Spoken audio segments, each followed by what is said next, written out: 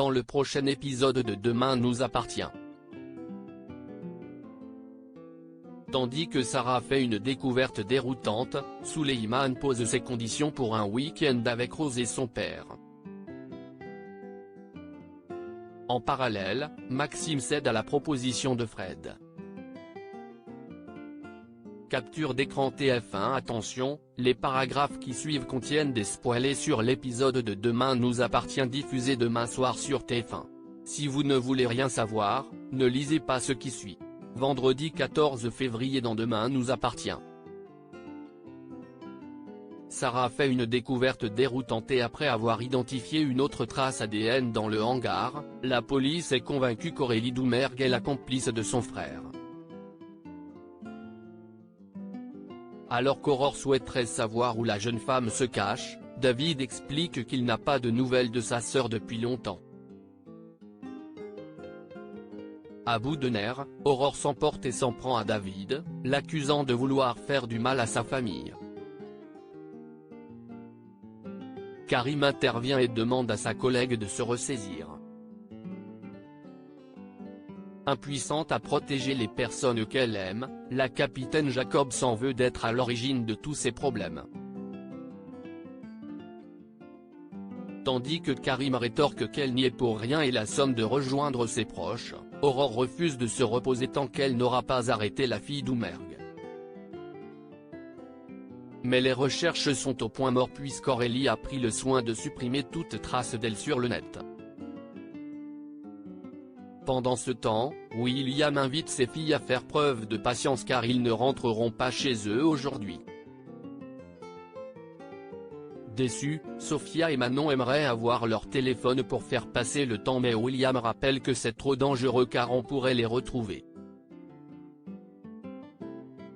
En colère, Sophia allume son téléphone et lit le message d'Arthur qui l'invite à le rejoindre au Mont-Saint-Clair. Ne sachant pas que l'hacker a piraté les comptes de son petit ami, Sophia profite de l'absence de son père pour aller au rendez-vous.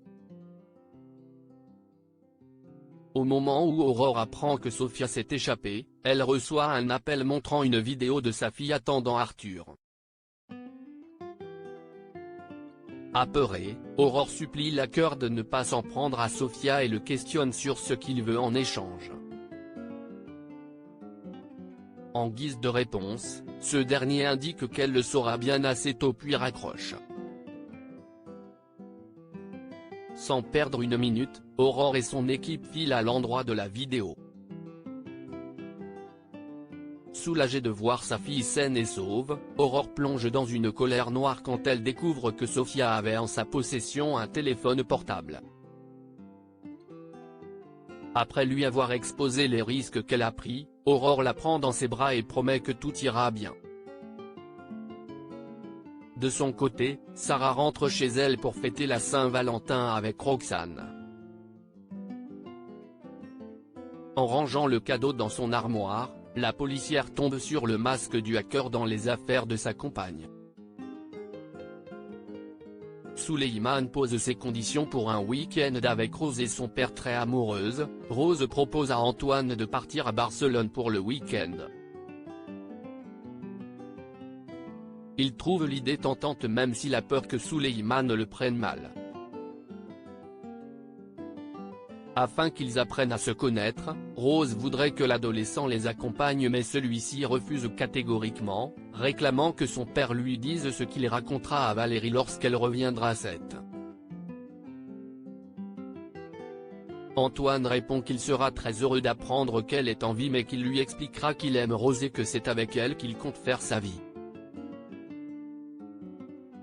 Son père a beau s'être montré honnête, Souleyman exclut malgré tout de venir en Espagne avec eux. Plus tard, l'adolescent confie à Judith qu'il est dégoûté que son père ait remplacé sa mère par Rose seulement 3 mois après sa disparition. Alors qu'il parle de Rose en mal, Judith lui demande d'arrêter de cracher sur l'amie de sa mère car elle l'aime bien. Et quand sa petite amie ajoute qu'elle adorerait pouvoir visiter Barcelone un jour, Souleyman consent finalement à partir avec son père si Judith est du voyage. Une offre qu'Antoine s'empresse d'accepter.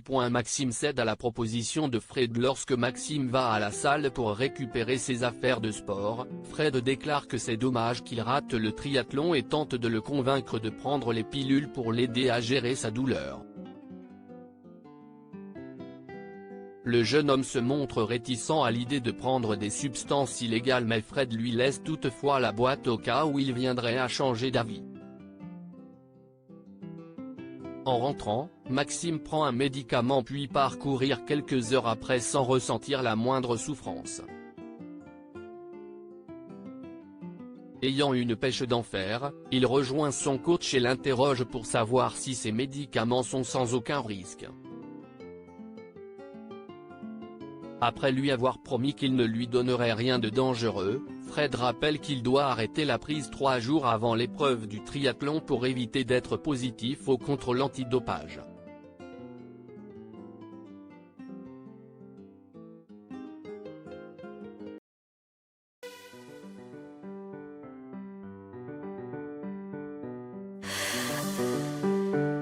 The man I love just had a